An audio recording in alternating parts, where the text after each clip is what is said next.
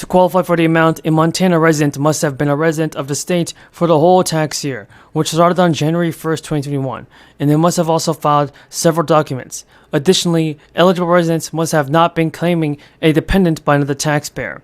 And the amount of money they entered in line for 20 of 2021 says that you must be greater than zero. This rebate will be sent via direct deposit or mail, depending on how a state taxpayer requested a refund or paid taxes on the most recent state income tax return. People who submitted and requested the refund through direct deposit will likewise have this rebate sent to them automatically, while those who requested the refund as paper check will get this rebate in the mail. It's essential for people to get the stimulus check they deserve. We have a ton of news about the fourth stimulus check, Social Security benefits, SSI, and SSDI. Exciting news! Make sure to keep an eye on your mailbox. If you reside in one of these states, you can expect to see financial relief very fast. Now, negotiations are continuing on state inflation relief checks. In the state of Alabama, a proposed income tax rebate is still moving forward, but at a much reduced amount. An Alabama Senate committee has approved an income tax rebate of $100 for most filers. That is $300 less than the rebate first processed by the Alabama governor. It's a way to redistribute the state's largest budget surplus. Governor Ivey said at an event, "It's only right while we still acknowledge we are recording revenues far exceeding normal and sustainable levels. We give a fair share of this money directly back to the people." Under the new proposal, the cost of the rebate will go from $1 billion to $275 million. The rebates funds will come out from a larger $2.8 billion spending package currently under debate. The payments still need to be voted on by the Alabama legislature and signed into law before they can go into effect. Meanwhile, a neighboring state is already sending out its second major tax rebate soon. Most Georgia taxpayers have been receiving income taxes and tax rebates early this week. The funds are made possible by the recently passed House bill, and the bill allows for the redistribution of the state's $6 billion surplus back to residents.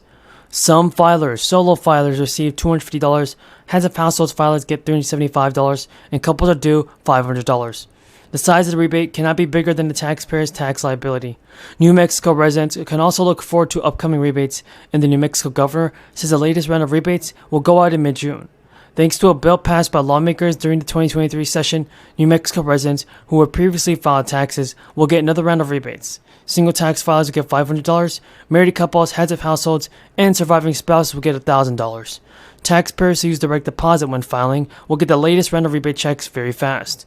But those who are in 2021 New Mexico income tax returns will get an automatic rebate. If you don't even file 2021 returns but still want to, you have until May 23rd to do this done. And now New Jersey residents are still waiting for their state relief payments and can expect to receive them soon.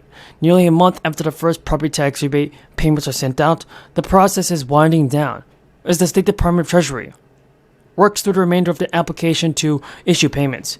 A spokesperson confirmed that the Treasury Department has already issued nearly 1 million payments.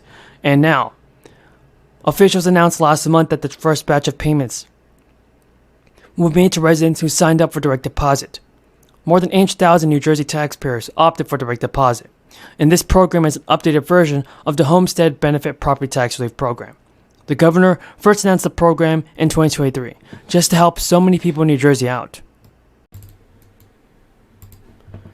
Good news, everybody. The Biden administration is here and they're taking action.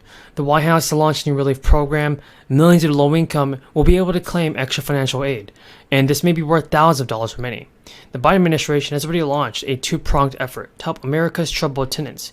It's redistributing nearly $700 million in emergency rent relief to the neediest areas and has unveiled a White House blueprint for a renter's Bill of Rights, which is a comprehensive plan for tackling housing and affordability issues. Some experts say this isn't enough, as millions of Americans struggle with the cost of housing. Though rents were down in January for a fifth consecutive month, the average 0.3% decline kept rental prices far above the pre-crisis levels. Today's national median rent is around $1,300, up by a sizable 20% from 2 years ago. Officials are trying to provide relief to 19 million American households, and they are rent burdened by this, and Congress has created an emergency rental assistance program just to help Americans make their rent payments and avoid eviction.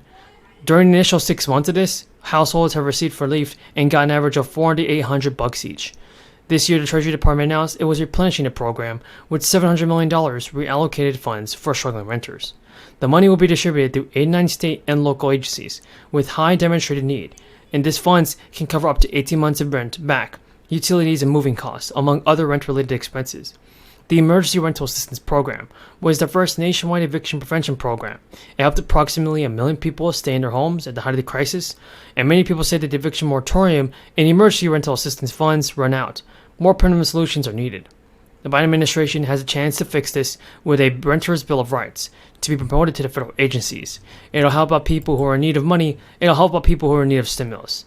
But so far, our tax package in Massachusetts is centered around the child and family care credit.